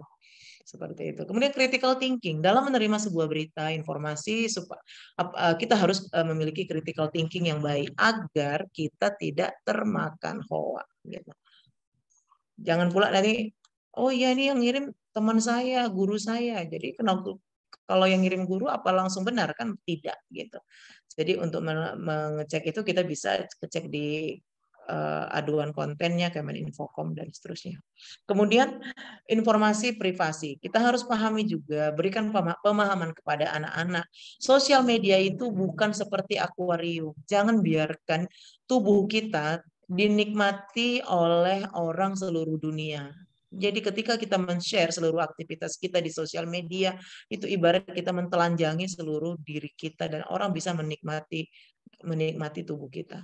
Artinya, tidak semua informasi terkait diri pribadi kita itu kita share di media sosial. Misalnya KTP, SIM, Nah, ini kan mungkin baru pertama kali pakai dapat SIM dari polisi gitu, udah diposting seperti itu. Itu dia. Kemudian ini juga nih kadang-kadang emak-emak nih juga sering nih. Jadi bukan hanya ramah untuk anak-anak, emak-emak juga ini gitu. Ini rumah saya loh, dibikin live gitu. Waduh, ntar rumahnya dipetakan oleh penjahat, dibobol seperti itu. Anak-anak kita namanya, sekolahnya di mana, itu sebaiknya tidak usah di-share secara jelas. Atau misalnya musim liburan nih, ayah bunda musim liburan pergi kemana langsung OTW Sabang, langsung pakai geotagging gitu. Wah, rumah kita tinggal tahu maling, rumah kita nggak ada orang, dibobol tuh. Gitu. Jadi kalau mau pakai geotagging, kalau saya sih biasanya 3-4 hari setelah acara selesai baru pakai geotagging. Gitu. Kenapa? Gitu. Karena untuk menghindari hal-hal yang negatif. Seperti itu. Kemudian bangun digital empati. Digital empati ini apa? Gimana ya kalau kita dibully di media sosial? Suka enggak gitu? Misalnya body shaming gitu. Lagi ada foto kita, terus ada teman yang komen, "Ih, kok tambah gemuk ya ini perempuannya? Waduh, ini sangat terlarang nih bagi perempuan dibilang gemuk gitu." Itu sesuatu yang nggak nyaman. Jadi jangan pernah katakan itu. Makanya ketika di media sosial sebaiknya komentar-komentar itu selalu yang positif dan yang memberikan support gitu, bukan hal-hal yang menjatuhkan, apalagi yang memicu permusuhan seperti itu. Kemudian ini yang penting nih untuk anak-anak kita adalah pahami digital footprint, rekam jejak digital gitu. Karena ke depan anak-anak Gen Z dan Alpha itu ketika mereka misalnya apply untuk beasiswa, sekolah, pekerjaan, itu yang di tracking apa? Jejak digitalnya. Saya ada teman yang punya sebuah tempat praktik anak-anak sekolah seperti itu. Dia tuh kalau anak sekolah di situ, anak SMK yang mau praktek di situ tidak sembarangan gitu di perusahaan dia itu. Dia akan tracking dulu jejak digitalnya. Kalau memang jejak digitalnya lebay, bucin, yang suka hal-hal hoax apa segala macam, dia nggak mau terima gitu. Boleh jadi nanti juga kita sebagai orang tua ketika mau mantu juga ya kan, itu bukan hanya kenal apa segala, kalau dulu kan kenal mama bebet bibit bobotnya gitu. Kalau sekarang juga harus di tracking jejak digital calon menantu kita itu gitu misalnya. Kenapa? Supaya kita melihat secara asli. Karena sekarang ini orang lebih jujur di media sosial dibanding dengan di alam nyata. Itu kebanyakan seperti itu. Gitu. Walaupun kadang-kadang memang bisa tipu-tipu ya, foto dengan face up segala macam gitu. Tapi biasanya perilaku itu sangat kelihatan di media sosial, itu menunjukkan siapa gitu. Mungkin nanti kelas kita bisa mengupas itu ya, bagaimana dari sisi psikologi. Karena kan maaf ya, saya bukan psikologi, mungkin nanti bisa dikupas dari sisi psikologi bagaimana kepribadian orang-orang hari ini itu di media sosial seperti itu. Kemudian ini yang harus kita pahami juga bagaimana internet itu harus ramah. Karena apa? Karena banyak kan tadi dikatakan tuh hampir 80% itu anak-anak saat ini sudah diperbolehkan memakai gawai sejak adanya pembelajaran daring. Dulu nggak dikasih sama orang tuanya, sekarang dikasih. Nah ini hasil penelitian dari KPAI memiliki efek gitu. Nah ini yang harus kita pahami. Dan efek pandemi pembelajaran daring di masa pandemi itu sangat terasa sekali. Gimana anak-anak literasinya lemah tapi sudah main gawainya makin lihai gitu. Kadang-kadang dia nggak sadar dirinya sudah terperangkap pada hal-hal yang negatif. Nah, ini ada beberapa kerentanan anak ya di masa pandemi hasil dari penelitian dari ECPAT gitu. Nah, ini dia. Wow, seram. Ini pasti dari ECPAT ini kemarin. Jadi pada masa pandemi itu anak-anak tuh sering dikirimi tulisan pesan teks yang tidak senonoh gitu. Dikirimi gambar video bokep, pornografi gitu. Atau ini ya, dikirimi gambar video yang menampilkan pornografi, ini istilahnya VCS, video call sex. Itu sering sekali sampai hari ini. Anak-anak itu tiba-tiba dimasukkan ke grup WhatsApp gitu. Awalnya di dalam grup WhatsApp itu Anak-anak dikirimi kata-kata apa ya, kata-kata inspiratif gitu, quote gitu, bahkan ceramah-ceramah ustadz gitu. Tapi lama-kelamaan grup WA itu dipenuhi oleh konten-konten pornografi. Itu sering sekali anak-anak ngadu ke kita, dan akhirnya aduh, mereka itu akhirnya apa? Mereka stres, galau. Mereka kayak apa ya, seperti orang yang ketakutan. Bahkan sampai ada yang demam. Itu ada siswa saya yang demam gara-gara nggak sengaja buka video call tanpa nomor yang dari nomor yang tak dikenal. Kemudian akhirnya si penelpon menampilkan maaf, alat kelaminnya. Ini bahayanya teman ibu, bapak ibu. Kenapa? Saat si anak ngangkat telepon, istilahnya sekarang apa ya, lock number ya. Itu justru di screenshot tuh anak kita, mukanya tuh di screenshot. Kemudian kan nampak tuh ya aktivitasnya. Kemudian disebar, dijadikan alat untuk menteror anak-anak kita. Wajar mereka stres seperti itu, terutama yang perempuan seperti itu. Nama baiknya hancur. Mereka tidak disakiti secara fisik, tapi mentalnya disakiti. Belum lagi nanti mereka yang di grooming ya, di grooming, kenalan, hai kamu siapa, kamu cantik deh, begini terus 3 bulan 4 bulan, sampai nanti akhirnya anak itu anak perempuan itu mau melakukan sexting atau memperlihatkan aktivitas-aktivitas seksual kepada orang yang di akun yang memintanya seperti itu. Nah, ini banyak sekali terjadi. Ini beberapa hal yang harus kita pahami ya. Jangan pernah memposting anak tanpa busana. Ini sangat-sangat tidak ramah nih berinternet seperti ini. Ini lucu, anak bayi 4 tahun, 3 tahun pakai pampers. Aduh, ntar anaknya udah gede malu dia gitu. Atau anak yang bagi yang muslim mungkin anaknya masih kecil, masih TK. Terus mamanya posting tanpa jilbab buat anak perempuan. Wah, Bapak, Ibu, Ayah, Bunda, postingan di media sosial tuh nggak bisa dihapus walaupun kita sudah hapus seperti itu. Tuh kita memamerkan aurat anak kita tuh seumur hidup seperti itu. Atau memposting anak orang lain. Kalau orang tua yang nggak izin jangan. Ini bisa jadi delik hukum. Kemudian apa? Identitas pribadi. Seperti tadi yang saya katakan. Kemudian melakukan tindakan yang memalukan. Seperti itu. Kemudian ini lagi sakit nih diposting. Ini hati-hati ya. Dan aktivitas tidak aman lainnya. Baik, Ayah Bunda mungkin itu dulu dari saya. Terima kasih, saya kembalikan kepada Sarah. Silakan Sarah. Oke, baik Ibu, terima kasih. Wah, luar biasa. Sungguh banyak informasi yang bisa kita ambil dari paparan materi yang sudah disampaikan oleh Ibu Fadilah tadi. Nah, namun selanjutnya kita masuk ke sesi tanya-jawab. Namun sebelum itu saya ingin mengajak nih Ayah Bunda, kalian semua untuk kembali tersemangat dulu nih. Masih semangat? Kalau sudah malam masih semangat dan Ayah Bunda, Bapak Ibu semuanya. Nah, sebelum itu nih saya mau ajak nih Bapak Ibu Ayah Bunda untuk bermain game sedikit dulu. Nah, sebentar ya. Boleh nih saya izin share screen kembali. Boleh, Ibu Fadilah boleh diberhentikan. Oh iya. Sorry. Maaf. Ya, iya, udah ya. Sorry Sarah. Ya, oke.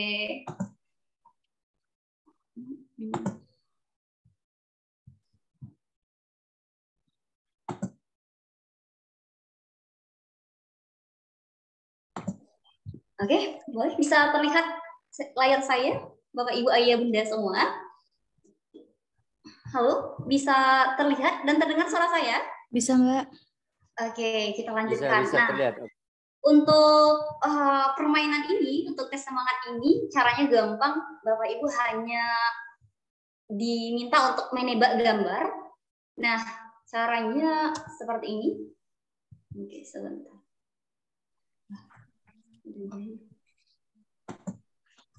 Oh, sorry. Nah, ada gambar seperti ini. Tugasnya adalah Bapak, Ibu, Ayah, Bunda, kalian semua dapat menyusun gambar atau huruf ini menjadi 2, 3, bahkan sampai 3, 10 kata. Nah, boleh nih kita coba dulu. Ada yang berani mencoba? Boleh raise hand, silakan. Oke, boleh nih. Masih Ibu Dahnizar, ada yang lain selain Ibu Dahnizar? Yes. Boleh nih, yang belum. Ibu Dahnizar udah. Kalau tidak ada boleh nih langsung saja Ibu Dahnizar untuk menghemat waktu. Boleh silakan Ibu Dahnizar, jawabannya apa? Serdadu gagah.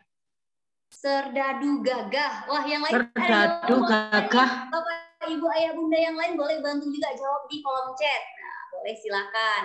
Serdadu gagah. Kita tengok ya jawabannya apakah benar serdadu gagah. Ternyata jawabannya adalah wah, serdadu gagah. Bah, benar, serdadu gagah. Boleh nih tepuk tangan untuk Ibu Dahnizar. Wah, luar biasa. Terima kasih Ibu Dahnizar sudah berkontribusi.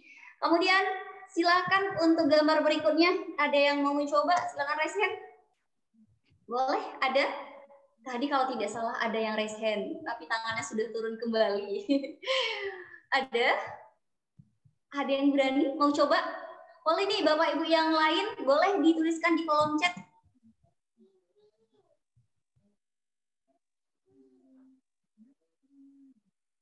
Ada? Kira-kira jawabannya apa? Boleh nih kita tes. Masih semangat gak ya walau sudah jam 9 waktu Indonesia Barat? Ada yang berani mencoba? Tidak berani? Atau boleh yang mau mencoba di kolom chat saja? Nggak berani raise hand? Boleh. Bu Rami juga boleh nih. Bu Fadila maksudnya juga boleh nih ikut berkontribusi. Ikut menjawab. Ada yang sudah menjawab diangkat jadi, diangkat jari, diangkat jadi. Boleh kita tengok ya. Jawabannya kira-kira. Oh, sorry. Jawabannya oke. Diangkat jadi. Wah, luar biasa. Tepuk tangan untuk yang sudah benar menjawab di kolom chat. Terima kasih. Terakhir, ada satu gambar lagi. Boleh ditebak? Boleh nih, ini Buku gambar. cerita. Luar biasa. Siapa itu Ibu siapa? Boleh? Dengan Ibu siapa boleh? Yang barusan menjawab buku cerita? Ibu Lulu. Boleh nih Bu Lulu. Kira-kira kenapa nih Bu Lulu jawab buku cerita? Boleh nih dijelasin sedikit Bu Lulu. Gambar buku buah cerita. Wah, oke. Boleh kita tengok ya. Wah benar, wah good job. Boleh ditepuk tangan untuk Bu Lulu. Luar biasa, terima kasih banyak Bu Lulu. Dan terima kasih banyak untuk Ayah Bunda, parents semua yang sudah ikut mencoba menjawab. Baik itu dengan raise hand ataupun dengan melalui kolom chat. Nah, saya stop share. Selanjutnya kita masuk ke sesi tanya jawab. Boleh yang bagi Bapak Ibu Ayah Bunda yang ingin bertanya, boleh raise hand dulu. Dan juga boleh pertanyaannya di kolom chat juga boleh. Nanti akan kami saring beberapa pertanyaan. Jika masih memungkinkan kita akan sampaikan semuanya. Namun jika tidak, kita batasi untuk pertanyaan yang sifatnya prioritas. Boleh pertama silakan Bapak Muhammad Azam.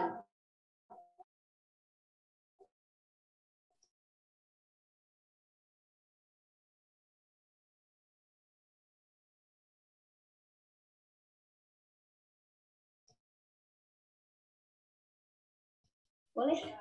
Yang saya pertanyakan, pada masa pandemik banyak masa anak-anak yang proses pembelajaran, saya mungkin maaf kepada Ibu yang tadi, tak sependapat bahwasanya kalau kita daring ataupun namanya luring, karena saya tidak setuju kalau anak-anak luring dalam teknologi ini akan menjatuhkan, menggagalkan pemahaman dalam pembelajaran. Yang saya pertanyakan, lebih bagusnya tatap muka karena bisa mengaplikasikan dan memberi pembenahan kepada anak-anak. Assalamualaikum warahmatullahi wabarakatuh. Waalaikumsalam warahmatullahi wabarakatuh. Mungkin boleh langsung dijawab Ibu Fadila. Ya, terima kasih dengan Bapak, maaf Bapak apa tadi ya? Muhammad Azan. Iya, dengan Pak Azan, Masya Allah luar biasa Pak pertanyaannya, terima kasih. Jadi Kalau menurut saya Bapak, antara pembelajaran daring dengan pembelajaran luring adalah suatu, kalau saya pribadi menurut saya itu, menurut kami, pembelajaran daring itu juga banyak sekali manfaatnya gitu.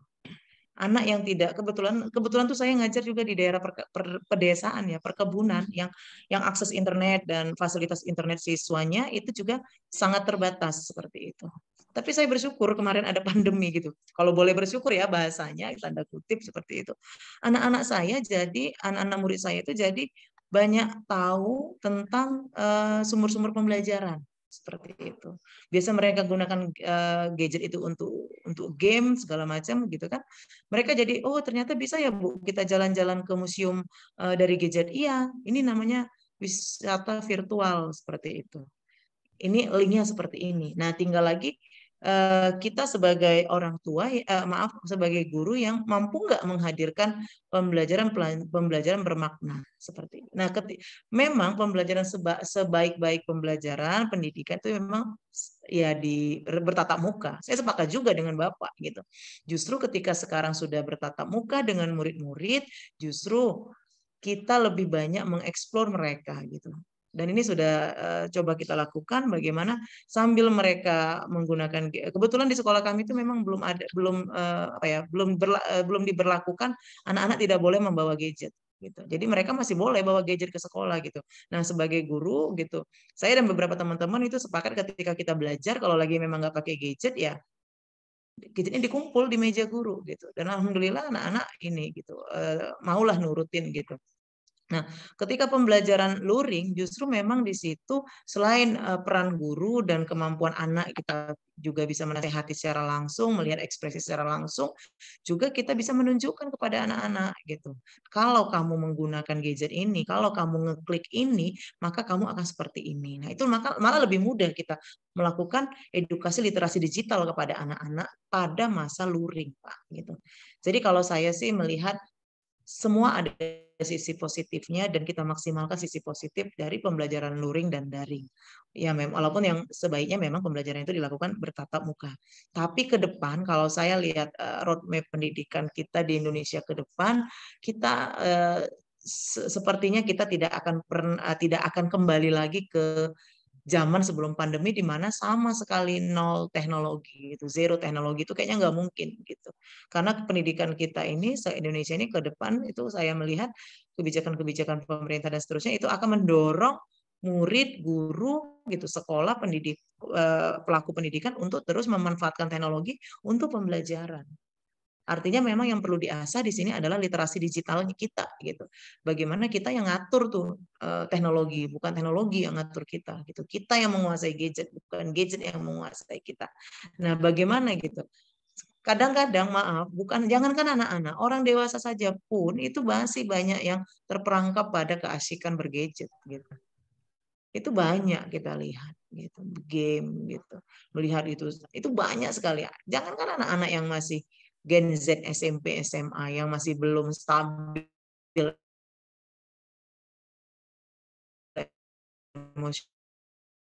emosionalnya, orang masih banyak yang mampu menguasai gadgetnya saat ini gitu. Dan kita sama-sama belajar Bapak bagaimana kita mencoba mengendalikan gadget. Jadi kalau kita pembelajaran daring, luring saat ini itu justru kesempatan kita untuk berbicara, berkomunikasi, mengedukasi anak itu jauh lebih besar dan sambil memanfaatkan gadget untuk pembelajaran. Saya pikir itu dia. Itu dia Pak.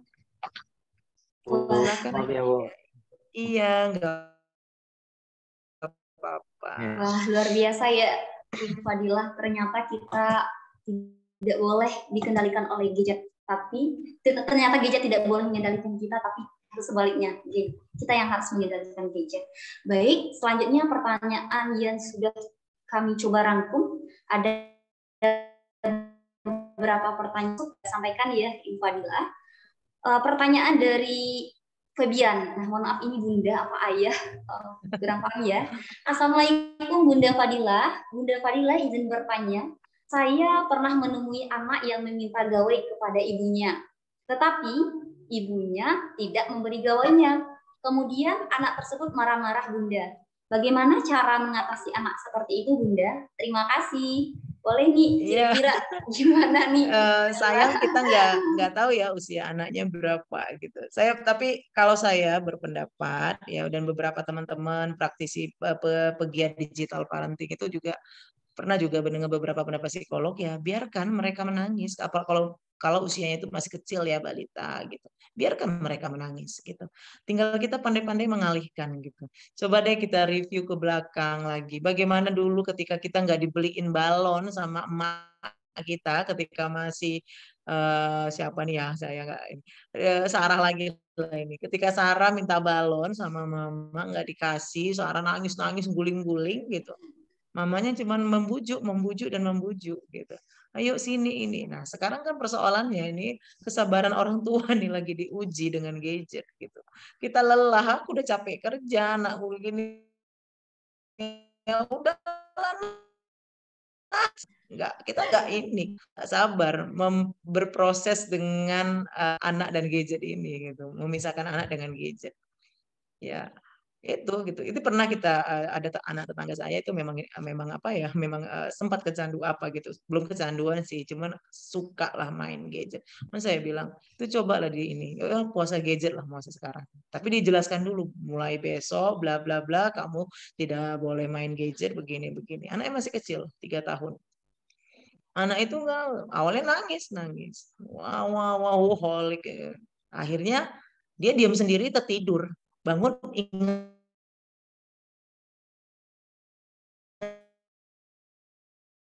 lagi mainan baru gitu, beliin mobil-mobilan, beliin dikasih buku, mulai diajak komunikasi, ini apa nak, ini apa abang gitu, dialog, kasih krayon seperti itu.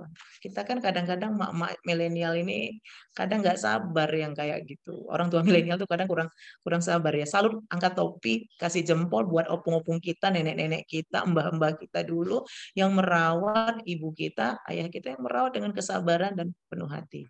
Sehingga bonding itu terbangun gitu. Ketika nyusui anak, ibu itu baca apa ya, baca selawatan gitu. Atau mungkin nyanyi-nyanyian pujian yang dinyanyikan ketika lagi menyusui. Lah sekarang lagi nyusuin anak, emak selfie sambil main Facebook apa TikTok gitu. Gimana coba bonding itu mau terbangun dengan anak? Sehingga memang ketika anak semakin besar tidak ada bonding yang terbangun dengan orang tua, sehingga gimana mau ngendaliin anak gitu. Karena itu tidak dibangun gitu. Jadi memang biarin aja anaknya nangis kalau saya bilang gitu. Biarin aja sampai nangis guling-guling, insya Allah nggak, maaf, insya Allah nggak mati kok anak itu kalau nangis-nangis. Paling kecapean, nangis, kelelahan, tidur, bangun tidur dia lapar,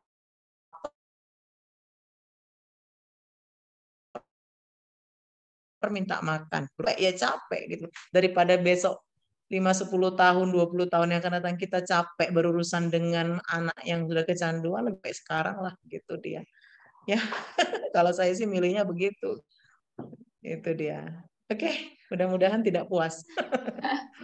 Wah, luar biasa ya jawabannya. Mungkin Ibu Febian masih ada di dalam Zoom, mungkin jawabannya demikian ya Ibu Febian. Mungkin selanjutnya Ibu Fadilah, izin saya menyampaikan pertanyaan berikutnya. Iya, silakan Dek Sarah. Pertanyaan dari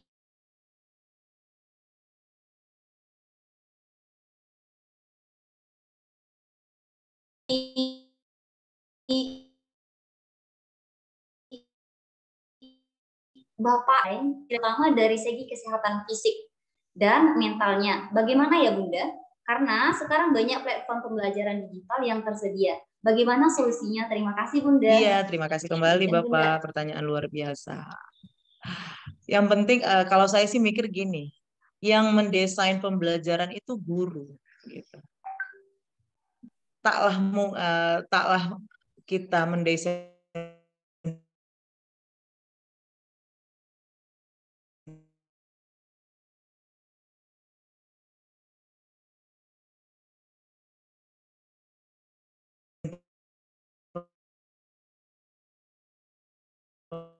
pembelajaran setiap minggu sekali itu saya pakai di kelas gitu.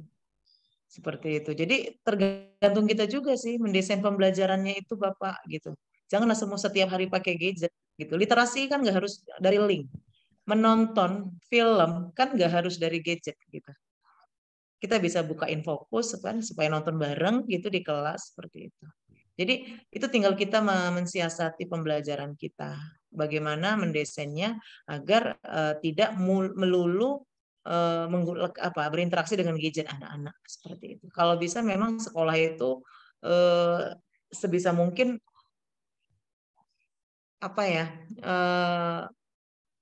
pembelajarannya betul-betul bermakna dan berwarna seperti itu. Ada yang melakukan, ada yang mengobservasi seperti itu kan. Jadi nggak harus melulu dengan ini. Nah, kita pungkiri sekarang banyak orang jualan aplikasi untuk pendidikan, ada aja namanya Tahap apa gitu ya. Kalau orang Medan bilang Tahap apa jualannya gitu. Nggak semua juga kita bisa pakai seperti itu. Kita lihat beberapa aplikasi pembelajaran misalnya Edmudo apalagi ya. Kemarin itu yang sempat nggak dipakai lagi, saya apa itu ya aplikasi lupa saya, Edmudo kalau nggak salah saya. Itu kan udah nggak dipakai lagi gitu. Ada beberapa itu. Akhirnya apa? Dia akan akan hilang sendiri kalau nggak dipakai gitu. Misalnya aplikasi-aplikasi lain juga seperti itu kan. Jadi nggak semua bisa kita pakai. Ya pakai yang mana yang sesuai dengan yang kita butuhkan. Gitu. Berapa jam ya tergantung kita menggunakannya. Makanya pandai-pandai guru lah mendesain pembelajaran itu agar beragam dan bermakna tanpa harus melulu berinteraksi dengan aplikasi. Lama-lama anak-anak bosan juga loh pakai gadget itu untuk belajar. Gitu. Makanya saya bilang pandai-pandai kita gitu. Nah, Bu lama-lama Bu habis juga Bu kuota kami gitu ya. Lama bosan juga Bu gitu. Jadi beberapa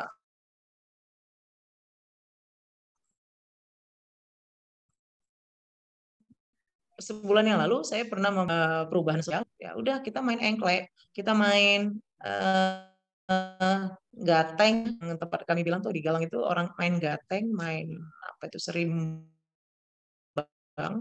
Kita main enggrang batok gitu sama anak-anak. Ternyata anak-anak tuh kekeh ketawanya sampai jatuh-jatuh sampai mereka begitu menikmati seperti itu.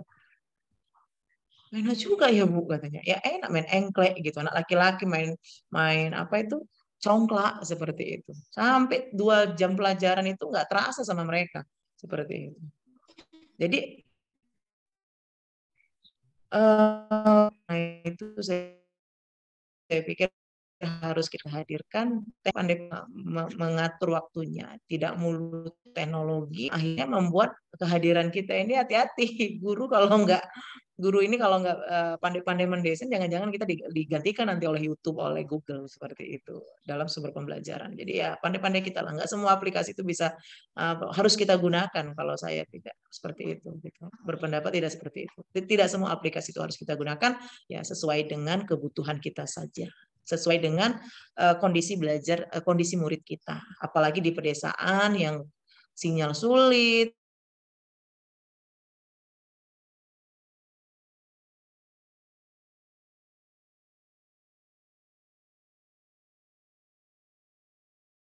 Memaksimalkan pembelajaran. Jangan paksa pula anak-anak harus download ini, apalagi anak-anak tuh kalau disuruh download aplikasi paling pala itu dia. Paling nggak seneng gitu. Walau Bu download karena memang kemampuan menyimpan handphone mereka itu biasanya sangat 2, 4 seperti itu, sehingga saking banyaknya aplikasi-aplikasi yang disuruh download oleh guru 1, 2, 3, guru mapel yang ini akhirnya handphonenya hang gitu. Jadi memang kita harus pandai-pandai memilih aplikasi yang relevan untuk pembelajaran. Oke, Sarah, itu dia. Oke, baik. Terima kasih Ibu Fadilah. Mungkin karena waktu kita terbatas, boleh kita batasi 1 pertanyaan lagi. Mungkin pertanyaan dari Ibu Rukoyah. Assalamualaikum Bunda, jika anak usia 10 tahun sudah terlanjur kecanduan gadget, bagaimana ya Bunda cara mengatasi kecanduannya agar bisa dikontrol sesuai usianya?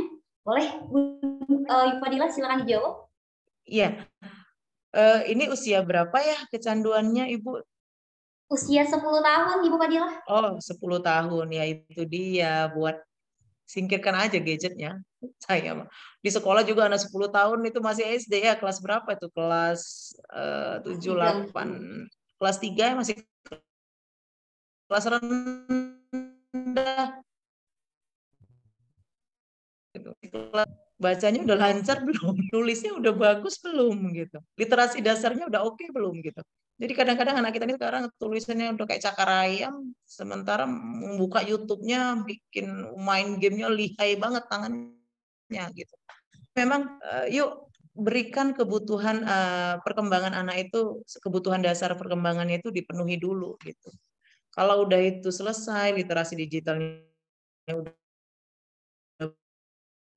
tahu mana yang tidak matang sesuai dengan umurnya, tingkat pendidikannya, dia lebih arif dalam menyikapi gadget. Kalau 10 tahun memang paling sesekali lah dia kasih di weekend, misalnya boleh main game atau buka film di YouTube. Itu pun harus didampingi. Kalau dia sudah edik, udah kecanduan, ya.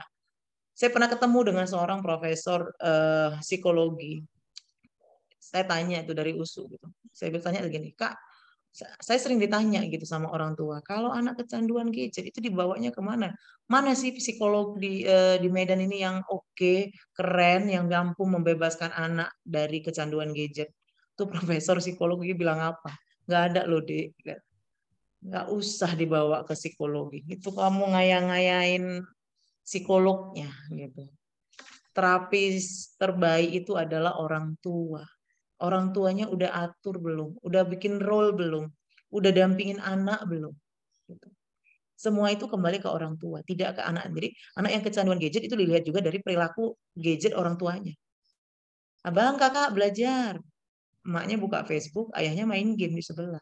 Sakit hatiku, Bu, ngelihat anak ayahku main game, emakku main Facebook, sementara aku disuruh belajar. Itu anak sekarang loh. Jadi kita tuh udah jadi jangan nyalahi anak melulu gitu. Karena seringkali memang anak-anak yang kecanduan TK itu justru melihat itu dari handphone ayah ibunya. Saya senyum-senyum sendiri ketika dalam sebuah acara edukasi dilihat satu SMP baru 1 bulan dia di SMP, berarti kan baru taman SD gitu.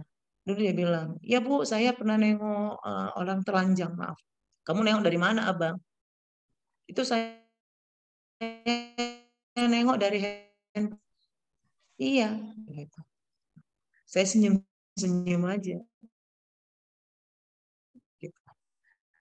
Algoritma sering kita buka, klik itu akan muncul gitu. Sering Bang, sering Bu gitu. Kok bisa tiba-tiba muncul gitu. Wah. Saya bilang sama gurunya tuh dipanggil tuh orang tuanya, kasih tahu orang tuanya jangan suka nonton bokep tuh yang korban anaknya.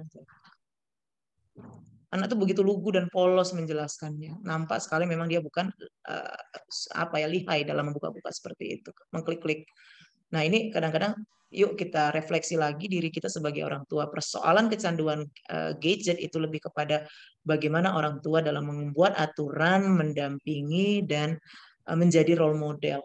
Dan literasi digital orang tua juga sudah sampai di mana gitu. Makanya di era digital hari ini orang tua itu memang ya harus terus belajar gitu untuk memiliki pengetahuan yang baik tentang dunia digital. Jadi jangan ujuk-ujuk nyalahin anak terus. Anak bisa berperilaku seperti itu karena kita yang kurang kontrol. Seperti itu sih gitu. Kalau saya nggak mau nyalahin anaknya, dan kalau sudah anaknya terkena kecanduan gitu ya segera diselesaikan gitu. Artinya dia apa? Dibuat perencanaan bersama pasangan bagaimana ngelepasin anak. Buat aktivitas pengganti, baca buku, olahraga,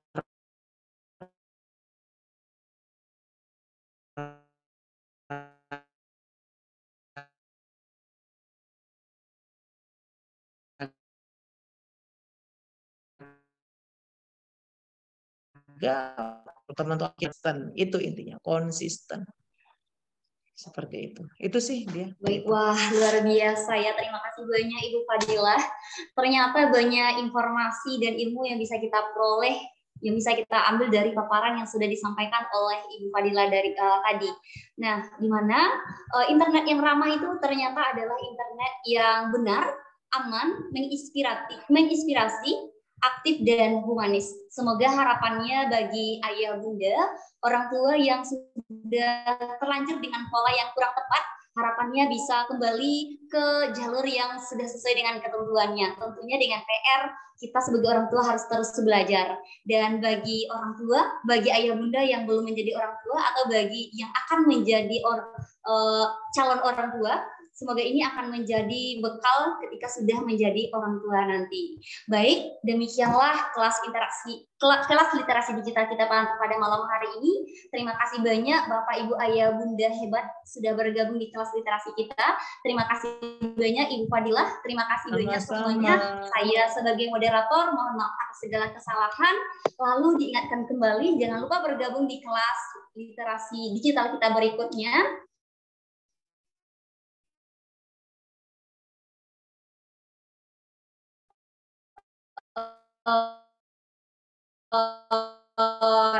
Kemudian orang tua yang belum mengisi presensi pada malam hari ini untuk dapat segera mengisi. Sekali lagi saya Sarah sebagai moderator mohon maaf atas segala kesalahan.